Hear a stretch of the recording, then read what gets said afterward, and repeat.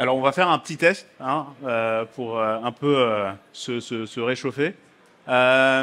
Qui dans la salle est une start-up qui peut-être recherche à lever des fonds? Ok, d'accord, il y en a pas mal, donc la moitié. Génial. Et ensuite, des investisseurs aussi ou intéressés dans le sujet ou qui... Ouais, bien sûr, les intervenants. D'accord. Yanis? Deux, pardon? Intéressés par le sujet? Génial, génial, génial, génial. Bah écoutez, ouais, bah, vous êtes au bon endroit. Vous êtes au bon endroit. Aujourd'hui, on va pouvoir discuter un peu plus de la situation hein, économique. Comment est-ce que les VCs arrivent à naviguer dans ce contexte aussi donner un peu des conseils aux entrepreneurs qui font partie de cette audience. Voilà, comment faire pour lever dans ce contexte en 2023. Des intervenants super intéressants. On a quand même les trois, en tout cas, trois des plus gros fonds d'investissement en France qui vont partager la scène avec moi. Et donc, grande hâte. Et je pense qu'on peut démarrer. Je vais m'introduire rapidement, je ne l'ai pas fait au départ. Je m'appelle Cédric, je suis à AWS depuis 2 ans et demi, 3 ans maintenant. Je m'occupe des relations avec les fonds d'investissement à AWS. Il faut savoir qu'on s'assure, je m'assure à ce que les startups qui font partie de leur portfolio puissent recevoir le maximum de nos ressources. Alors il y a un support financier avec les crédits et les programmes Activate, mais il faut savoir aussi qu'il y a un support commercial, il y a aussi un support, au-delà du commercial, il y a un support technique bien sûr. Et aussi, je pilote justement les crédits qu'on offre et qu'on donne aux startups en France. J'étais moi-même entrepreneur dans le passé. J'étais entrepreneur en Asie du Sud-Est, donc j'ai vécu tout le cycle de la startup. La levée de fonds a été difficile en Asie, à Singapour. Et après, on a pu s'agrandir sur la zone et enfin se faire acheter par une boîte coréenne. J'ai tout vendu et je suis revenu en France parce que voilà, cet écosystème m'intéressait énormément et savoir que voilà, j'avais identifié que voilà, l'écosystème français se redynamisait à l'époque. C'était 2018-2019. Et bien sûr, aujourd'hui, c'est un contexte différent, mais toujours super intéressant. Je pense que la France est atypique en Europe. Et puis, on pourra en plus en discuter tout de suite dans cette session. Je vais inviter les intervenants à venir sur le stage. Alors, on a Élise Stern de Razeo. Tu peux nous rejoindre sur scène. Tu peux... Ouais. Et ensuite, on a Alexis French d'Elaya. Merci, Alexis. Et Elisa de Xange. Alors, sans transition, on va peut-être se présenter. Je vais laisser peut-être à Élise. Voilà, tu ouvres le bal et tu peux te présenter, s'il te plaît. Bonjour à tous. Donc je m'appelle Élise, je travaille chez Euraseo depuis 2 ans dans l'équipe Venture, qui est l'équipe qui investit du seed jusqu'à la série B dans des entreprises partout en Europe et dans tous les secteurs. On fait du B2B, du B2C, encore aujourd'hui. On fait à peu près dans tous les secteurs à partir du moment où il y a des très gros marchés et des entrepreneurs exceptionnels. Donc c'est assez large comme thèse d'investissement. Et à titre personnel, avant de rejoindre Euraseo il y a 2 ans, j'ai travaillé au cabinet de Cédric O, qui était donc le secrétaire d'État chargé de la transition numérique. Et encore avant, j'ai travaillé en banque d'affaires. Donc depuis que j'ai rejoint Euraseo, on pourra en parler plus tard, mais beaucoup de choses se sont passées. Le monde en 2021 n'est plus le monde en 2023, mais il y a toujours des entrepreneurs, donc c'est intéressant. Très content de te recevoir. Merci. Alexis. Et donc moi Alexis, je travaille chez Elaya depuis 6 ans, je suis directeur d'investissement là-bas. Elaya qui en est, on est un fonds d'investissement créé il y a plus de 20 ans et on a une thèse d'investissement assez simple qui est investir B2B, tech et deep tech, early stage.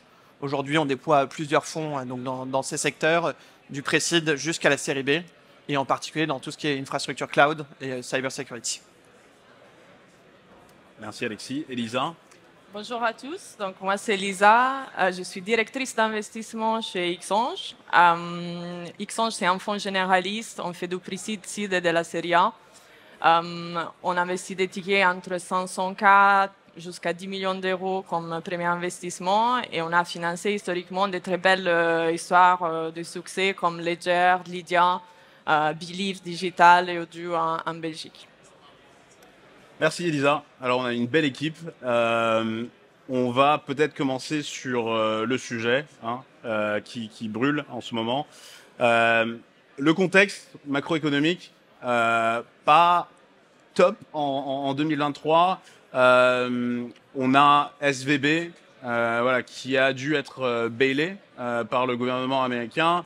Ça a impacté énormément de startups partout dans le monde. Sur Q1, on est à moins 60% du volume d'investissement voilà, comparé à 2022, à l'année passée.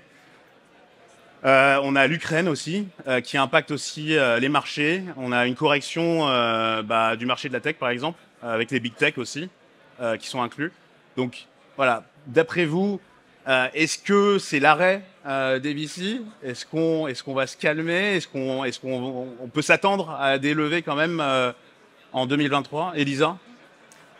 C'est catastrophique, mais j'ai aussi envie de vous passer un message positif. Donc, les VC continuent d'investir. Ils le font un petit peu différemment parce que c'est vrai que le contexte a changé. Comme Cédric le disait, les chiffres parlent. Le premier semestre de l'année, à peu près à la moitié des volumes investis sur 2022, premier trimestre. Donc, il y a moins de liquidités sur les marchés. Et c'est un ajustement qui s'est fait des deux côtés. Donc, côté start-up, qui vont moins rapidement aller sur les marchés parce qu'ils savent qu'avant de démarrer un roadshow, ils doivent en quelque sorte avoir déjà mis le business au carré. Donc, les temps de la fête où, entre guillemets, il suffisait un PowerPoint, un bon marché et une belle courbe de croissance, c'est un peu terminé. Ça ne veut pas dire qu'on ne va plus investir, mais que le focus de l'investisseur aujourd'hui a changé et il est passé de la croissance quelque part à la profitabilité, à la durabilité du business. Et donc, nous aussi, on est devenus plus picky parce qu'on demande aux startups de nous montrer toujours une belle croissance, mais aussi d'être assez prudents sur la façon avec laquelle ils dépensent du cash aujourd'hui, qui est devenu une ressource scarce sur le marché. Donc pas d'arrêt, prudence et des business carrés. On va continuer à investir, mais c'est vrai qu'on le fait différemment. Il faut être tous préparés à cette nouvelle approche qu'on a en VC. Alexis, ça se passe comment, Elia? Évidemment, nous aussi, on continue d'investir. Moi, si je me mets à votre place en tant qu'entrepreneur, tu peux donner l'exemple de la Silicon Valley Bank et vous dites, mais comment est-ce qu'une obscure banque de la Californie peut affecter mon business? En fait, vous vous rendez compte que par des effets dominos, ça arrive assez vite chez nous, en Europe, dans le monde de l'investissement. Moi, s'il y a deux grands apprentissages à sortir de cette histoire de SVB, le premier, c'est la liquidité. Vous entendez souvent cash is king. Vous savez l'importance du cash. Finalement, SVB, je ne rentrerai pas dans les détails, mais c'est ça ce qui s'est passé. Ils ont eu un besoin de cash à très court terme et ça a tué une boîte qui était profitable. Et donc ça, pour vous aussi en tant qu'entrepreneur, il faut que vous ayez ça. Et le deuxième point, c'est sur la confiance. La confiance, c'est primordial dans le monde du business. On est sur des trucs très très long terme. On est sur des bons du trésor américain sur 10 ans, etc. SVB, c'était la banque des startups. C'était la banque qui a inventé le terme de la venture debt, qui a aidé énormément de startups. Et elle a fait confiance à tout l'écosystème. Et là, il suffit d'un moment pour que le reste de l'écosystème ne lui fasse pas confiance et que la boîte coule. Et donc, c'est pour ça, moi, je suis essayer de construire des relations long terme qui soient capables de survivre à des crises. Élise Je pense que je suis assez alignée avec ce que Elisa et Alexis ont dit sur le fait qu'à la fin de la fin, et je pense que pour tous ceux qui sont entrepreneurs ici ou acteurs économiques, ce qu'on sait, c'est que le pire pour un acteur économique, c'est l'incertitude. Et ce à quoi on fait face de manière générale aujourd'hui, indépendamment du cas particulier de SVB, c'est énormément d'incertitudes. Et ça peut mener certains acteurs économiques, des entrepreneurs à ne pas se lancer, des investisseurs à être plus frileux. Et effectivement, c'est ce qu'on voit en ce moment. Ceci étant dit, et c'est peut-être un message optimiste mais factuel à vous partager, je ne sais pas à quel point vous connaissez le capital risque, mais notre modèle économique à nous en tant que fonds d'investissement, c'est de prendre de l'argent auprès des LP et de le rendre 5 à 10 ans plus tard. Et cette chance-là d'être au tout début d'un cycle et d'avoir beaucoup de temps avant de rendre l'argent fait qu'on peut investir dans des startups en early stage, qu'en seed et série A, malgré les cycles économiques, on est capable de continuer à investir et que donc pour nous en tant que fonds, on a encore de l'argent à investir dans les entrepreneurs qui se lancent et qui sont en early stage. Ceci étant dit, et je pense que ça rejoint ce que disait Elisa plus tôt, pour les startups qui sont à un stade plus avancé de leur développement, série B, série C, growth, c'est plus compliqué parce qu'elles sont plus soumises à des enjeux macro et à des cycles qui poussent à devoir faire très attention à son cash et à atteindre plus vite une forme de rentabilité. Donc, malgré un contexte incertain, on continue d'investir, on est prudent, on a des business carrés. Mais donc, on peut se demander vers quelle industrie se tourner, vers quel secteur se tourner. Vous vous concentrez sur quoi, là, par exemple, cette année, Alexis? C'est un très bon point ce que tu as dit. Il y a des grands phénomènes contracycliques. Donc là, récemment, on sort d'une espèce d'explosion, d'une bulle où il y a eu énormément de financement. Il va y avoir beaucoup de casse. Et nous, ça fait partie de nos modèles d'investissement. On investit dans des startups très jeunes, très risquées, et on espère des très forts rendements. Et donc, ça fait partie du modèle. Et aujourd'hui, il y a plusieurs grands thèmes qui ont vachement bien marché dans les dernières années. La fintech, je pense que vous en avez tous entendu parler. L'insurtech, pareil.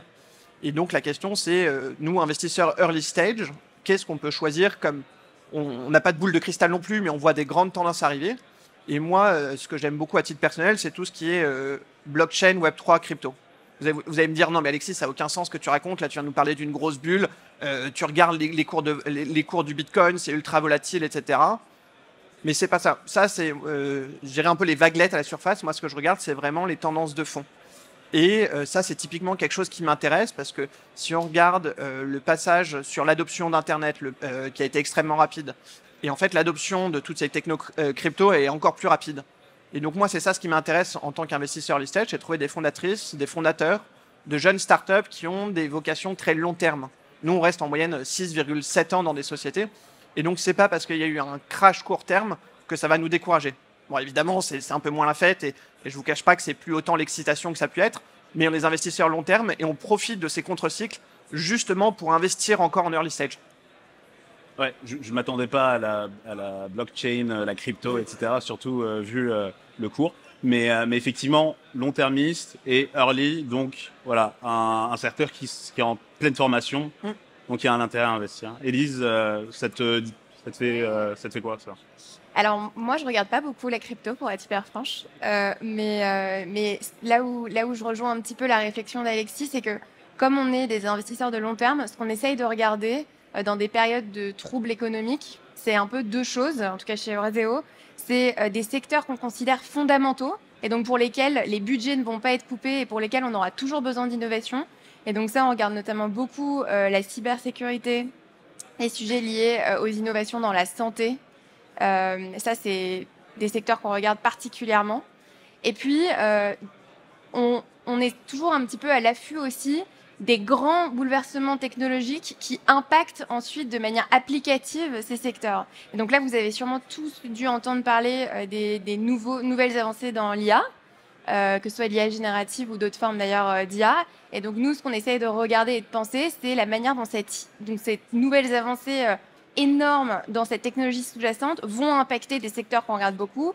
Et notamment, par exemple, dans la santé, on voit beaucoup d'innovations en ce moment dans le drug discovery, grâce à ces avancées sur l'IA, et c'est des choses qu'on regarde assez fortement. Entendu, donc fondamentaux et économie, enfin secteur émergent. Elisa, sur tous ces secteurs, enfin où est-ce que toi tu te situes? Je voudrais commencer par dire que nous, dans la tech, on a de la chance parce que la tech a été toujours bien performé dans les périodes de crise. Donc, ça a toujours été un investissement un peu contre-cyclique en général. On l'a vu pendant la dernière crise du Covid et même avant. En général, dans le moment de fragilité économique, ce que les investisseurs font, c'est un peu ce que Alexis disait. Donc, on se recentre sur les fondamentaux, on s'assoit et on se dit, OK, c'est quoi les trends absolus, c'est quoi les vrais besoins de la société aujourd'hui, vers quoi on va. Et effectivement, nous aussi, chez Xange, on a développé quelques thèses. Moi, personnellement, je regarde aussi beaucoup la crypto. Et le Web 3 en général, parce que si on se projette dans 30 ans, on peut imaginer qu'une bonne partie de notre réalité deviendra une réalité virtuelle et que du coup, on devra s'équiper des outils et des moyens pour faire ça.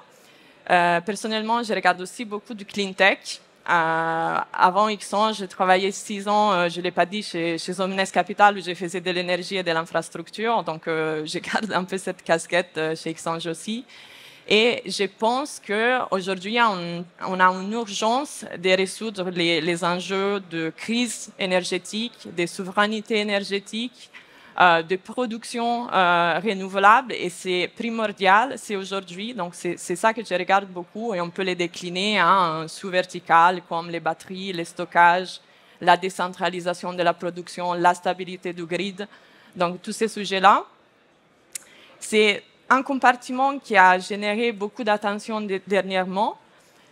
On est aussi un peu frustré chez les VC parce que c'est un secteur qui a aussi des difficultés à générer des business un peu VC-like, entre guillemets, parce que c'est pas difficile de trouver un business model quand le marché n'existe pas encore.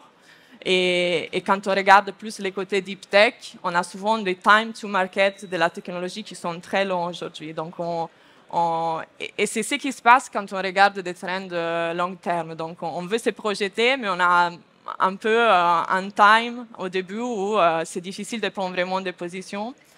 Mais on est là, on regarde. Et après, la troisième brique, pour moi en tout cas, c'est la fintech.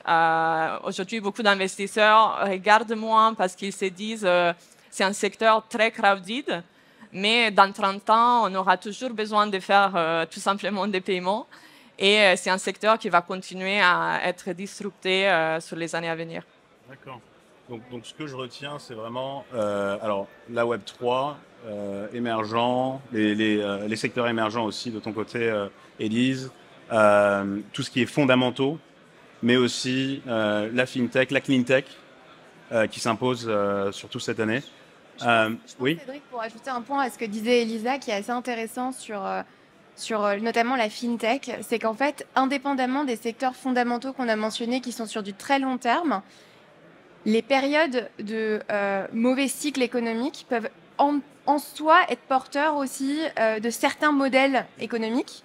Et je prends par exemple dans la FinTech quelque chose qu'on voit beaucoup émerger, c'est le fait que parce que ça va mal économiquement, parce que c'est devenu primordial pour une entreprise d'avoir une vision super claire sur son cash et sur toutes ses finances, on voit beaucoup d'innovations portées du côté de ce qu'on appelle Office of the CFO, c'est-à-dire toutes les innovations qui permettent au CFO dans une entreprise d'avoir une meilleure visibilité sur son cash, d'être payé plus rapidement, de payer plus clairement. Et donc, en fait, il y a aussi certains modèles qui sont poussés à très court terme par le bas économique et qui seront intéressants à regarder.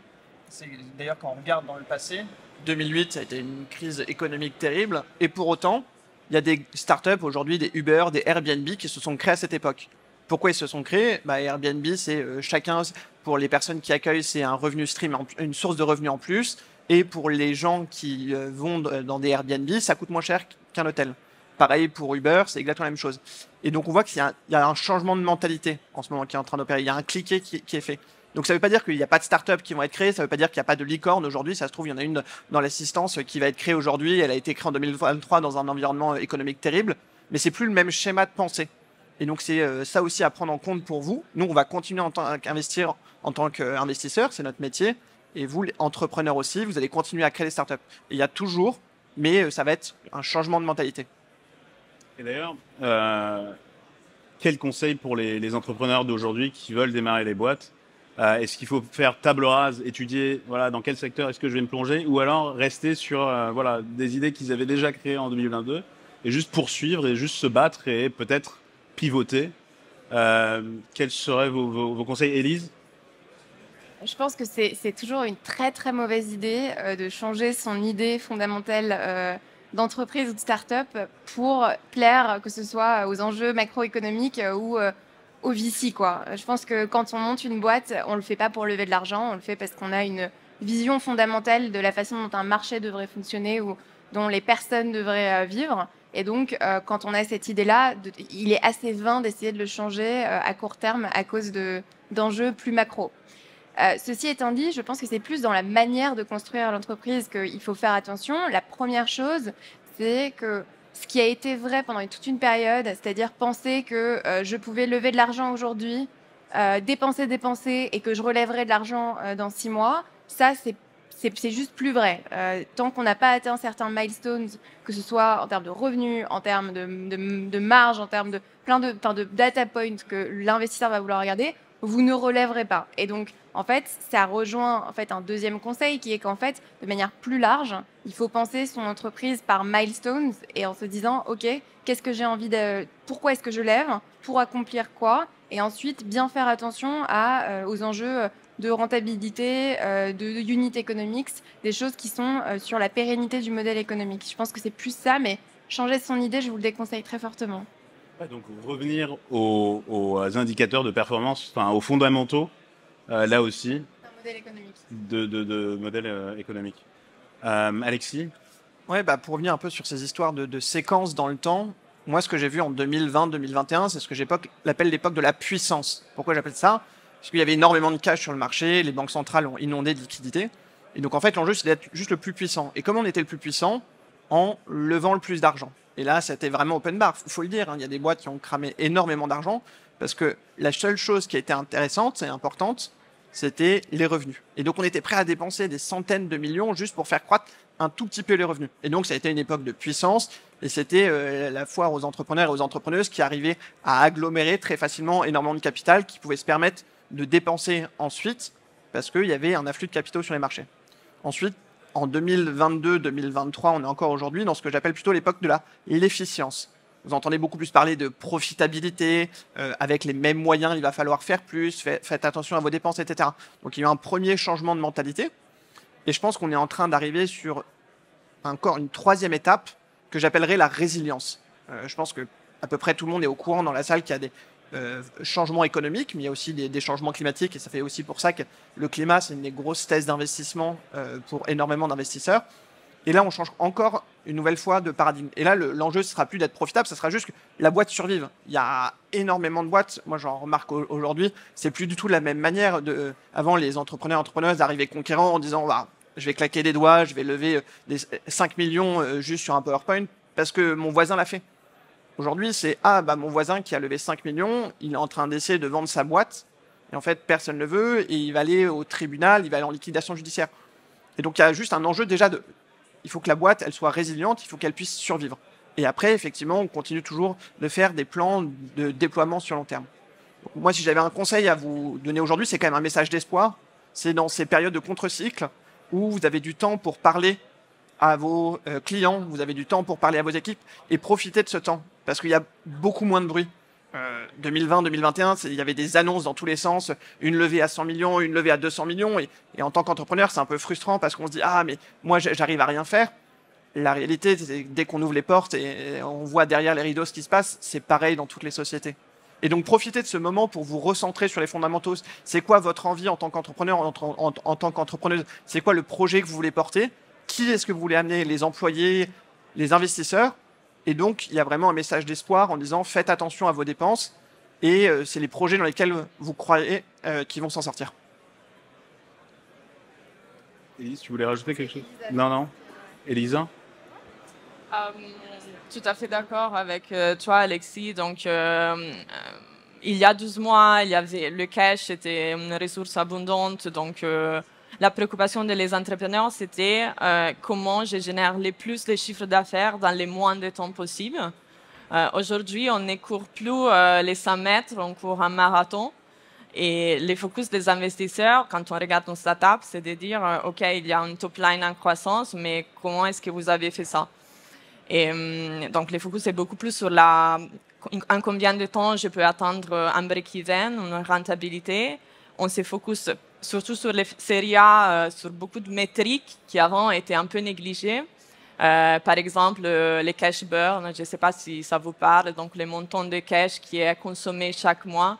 On regarde aussi une métrique qui est très à la mode aujourd'hui chez les VC, c'est les cash burn sur les nouveaux chiffres d'affaires générés. Donc, combien je dois brûler pour générer tant de chiffres d'affaires. Donc, si vous envisagez de partir en levée de fonds, cherchez de calculer ça avant. Et on regarde beaucoup l'efficacité de la machine commerciale aussi, combien mes sales me rapportent en termes de chiffre d'affaires. Donc, il y a tout un tas de métriques qu'aujourd'hui, on fait beaucoup attention par rapport au passé, quoi. Et tout à l'heure, Élise, tu disais que la série A et l'early stage restent actifs. Donc, par rapport à ça, on doit avoir peur du tout, se concentrer sur les fondamentaux quand même. Voilà, je voulais un peu creuser ça. Alors, quand tu parlais de early stage, Ouais. que le rythme était continu, Ouais. on va continuer d'investir en early stage. Par rapport à ça, est-ce que je dois quand même, vous allez être quand même prudent en early stage? Est-ce que je dois quand même me concentrer sur mes fondamentaux, sur mes metrics fondamentaux? Ah oui, même en early stage. Même en tu veux early dire stage?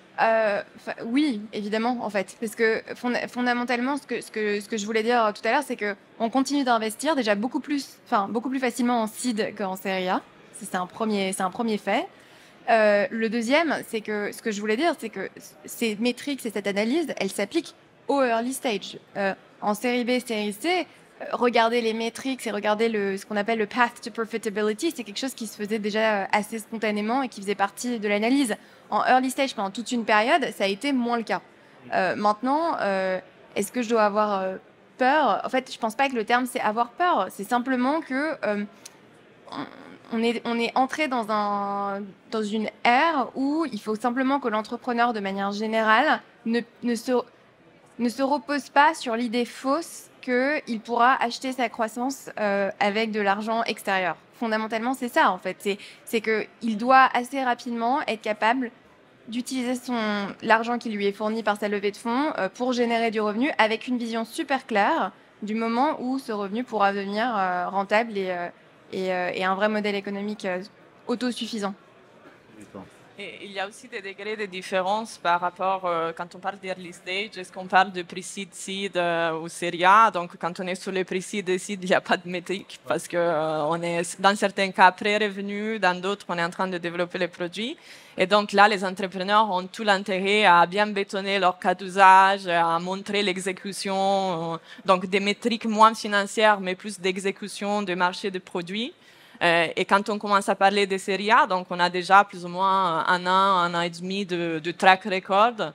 Et là, du coup, on peut commencer à regarder les chiffres. Et quelqu'un qui est très metrics-like attentive, c'est quelqu'un aussi qui rassure beaucoup les VC pendant son pitch. Mais je pense que ce que Elisa dit est fondamental pour une raison, c'est que quand on dit qu'on regarde beaucoup les métriques et qu'il faut faire attention aux métriques, c'est pas qu'on va baser notre, en tout cas pas chez Orazeo, et ça m'étonnerait d'ailleurs chez n'importe quel autre early stage investor, qu'on va baser notre décision d'investissement essentiellement sur ces chiffres. Ce serait faux de vous dire ça. À la fin, la décision d'investissement, elle est basée sur l'opportunité de marché et sur l'équipe. Mais la manière de penser son business, son modèle économique, de présenter ses chiffres et d'avoir une vision claire de ce qu'on veut exécuter, c'est un indicateur sur l'équipe elle-même et sur la qualité de l'équipe en soi. Et donc, en fait, c'est utilisé aussi comme un proxy d'analyse de l'équipe, la manière dont elle pense son modèle à court et moyen terme. Écoutez, on arrive à temps là. Merci beaucoup pour cet échange. Je pense que l'audience a été plutôt ravie. Je vois des têtes ravies. Donc merci à vous trois, Élise, Alexis et Elisa. Je ne sais pas si... Non, on n'aura pas le temps pour les questions, mais ce sera la prochaine session après moi. Merci et je laisse la scène. Merci à tous.